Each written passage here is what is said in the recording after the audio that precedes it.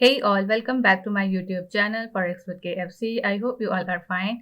So आज मैं आपके साथ again XAU USD which means के गोल्ड के वीकली एनालिसिस शेयर करने वाली हूँ। यहाँ पर मैंने इसका 4 आवर चार्ट ओपन किया हुआ है। सो देखेंगे कि नेक्स्ट वीक के लिए हमारे पास गोल्ड में क्या स्ट्रक्चर अवेलेबल है, क्या हाइज एंड लोज अवेलेबल हैं। लास्ट वीक के हवाले से बात करेंगे कि लास्ट वीक में गोल्ड ने कैसी परफॉर्मेंस की, क्या हाइज एंड लोज दिए।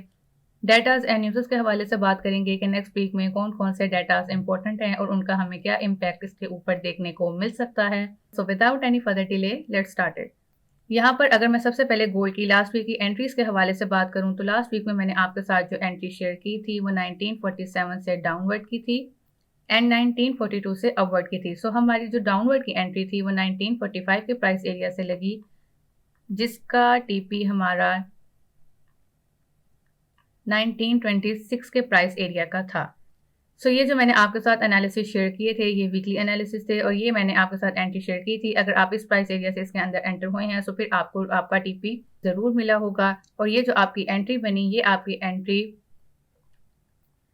आपकी एंट्री ऑलमोस्ट 190 पिप्स की एंट्री थी।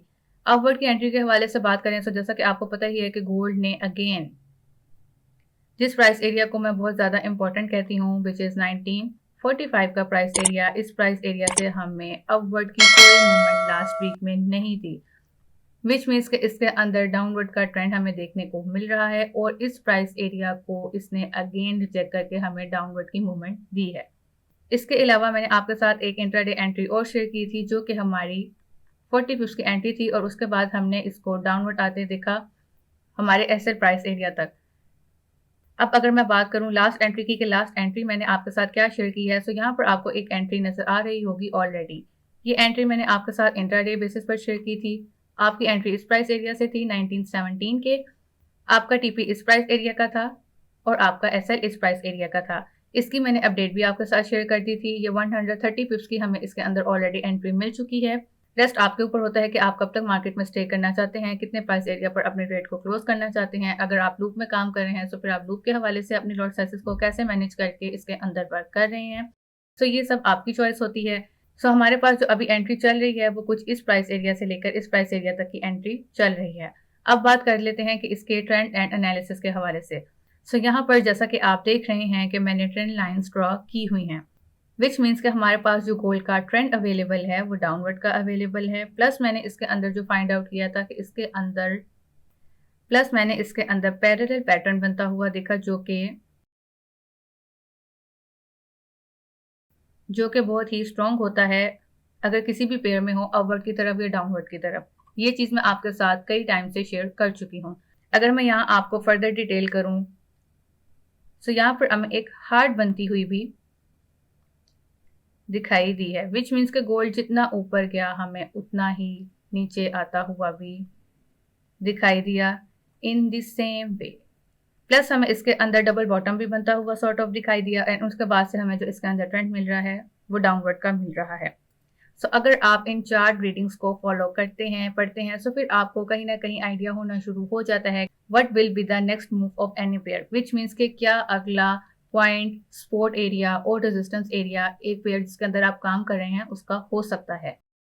सो यहाँ पर अगर मैं ट्रेंड की बात करूँ तो ट्रेंड मैंने आपको बता दिया है कि इसके अंदर डाउनवर्ड का अवेलेबल है, प्लस हमें इसके अंदर पैरेलल पैटर्न भी बनता हुआ दिखाई दे रहा है। अब अगर मैं बात करूं आपके साथ कि ये नेक्स्ट प्राइस किसको अप्रोच कर सकता है, तो यहाँ पर पॉसिबिलिटी हो सकती है कि गोल्ड अब हमें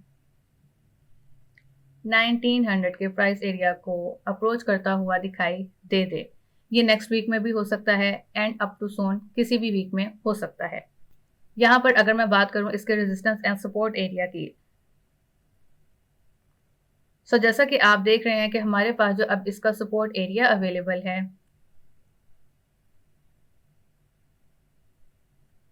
वो कुछ इस प्राइस एरिया का अवेलेबल है, विच मीन्स कि जिस प्राइस एरिया को मैं कह रही हूँ कि ये अप्रोच कर सकता है 1900 का प्राइस एरिया, वो प्राइस एरिया अब हमारा इसका सपोर्ट एरिया भी बन चुका है। अब अगर मैं बात करूँ इसके रेजिस्टेंस एरिया की, सो जैसा कि आप देख रहे हैं कि ये हमारे पास इसका सपोर्ट एरिया था, now turn into over resistance area and support area is this. और ये जो हमारे पास इसका सपोर्ट एरिया था turn into over resistance area. So अब हमारे पास जो इसका रेजिस्टेंस एरिया अवेलेबल है वो 1930 के प्राइस एरिया का अवेलेबल है, और उसके बाद का जो अवेलेबल है वो 1945 के प्राइस एरिया का अवेलेबल है। डेटास एंड न्यूज़ के हवाले से अगर मैं आपके साथ बात करूं, सो डेटास एंड न्यूज़ हमारे पास नेक्स्ट वीक में काफ़ी हाई इम्पैक्ट के होने वाले हैं। सो आपने मेक श्योर करना है कि आप अपने लॉट साइजेस को मैनेज करें, अपने बैलेंस को मैनेज करें, अपने ट्रेड्स को मैनेज करें। न्यूबीज को मैं हमेशा यही सजेस्ट करती हूँ कि अगर आप न्यूबी हैं तो आप कोशिश करें कि मार्केट को डेटास एंड न्यूज़ के टाइम वॉच करें और उस टाइम पर एंट्रीज कम से कम लें, क्योंकि जितना आप मार्केट को अच्छे से वॉच करते हैं, मार्केट आपको उतने चांसेस देती है एंटर होने के लिए। सो नेक्स्ट वीक में जो हमारे पास सबसे इम्पोर्टेंट हमेशा की तरह FOMC होगी, GDP होगी, यूरो का CPI डाटा होगा। GBP का हमें एज सच कोई खास डाटा नहीं देखने को मिल रहा, उसके 1 to 2 डाटास होंगे जिनका हमें इम्पैक्ट देखने को मिलेगा, लेकिन FOMC is the most important data. ये आपको हमेशा से पता है, FOMC मीटिंग मिनट्स हैं, प्लस यूरो के भी हाई वॉलेटिलिटीज डाटास होंगे। सो देखेंगे कि हमें नेक्स्ट वीक में क्या इम्पैक्ट ओवरऑल देखने को मिलता है।